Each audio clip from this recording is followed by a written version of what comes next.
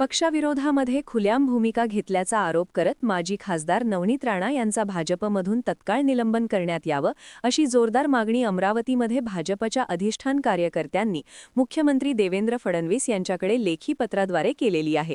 त्यामुळे नवनीत राणा यांच्या अडचणी वाढण्याची शक्यता आहे। अमरावती शहरामध्ये भाजपचा गड मानल्या जाणाऱ्या प्रभागांमध्ये नवनीत राणा यांनी स्वतःचे उमेदवार उभे करून संपूर्ण पॅनल फिरवण्याचा प्रयत्न केला। शहरातील सर्व पोस्टर्सवर स्वतःचा मोठा फोटो लावून पक्षाची प्रतिमा ही खाली दाखवण्याचा प्रकार करण्यात आला।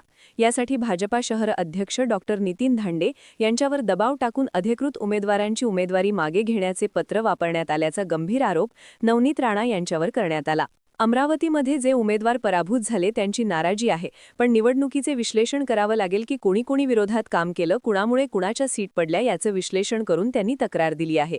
पराभूत उमेदवारांनी तक्रार दिली आहे, त्यांनी मागणी केलेली आहे कारवाईची, पण आम्ही याकरता एक टीम पाठवणार आहोत आणि टीम पाठवून त्याचं सर्वांचं म्हणणं ऐकून घेणार आहोत। मुंबईमध्ये अडीच वर्ष अशा प्रकारची मागणी आहे। योग्य पोर्टल आमचा माननीय देवेंद्रजी आणि आमची कोर कमिटी आहे, त्यावर चर्चा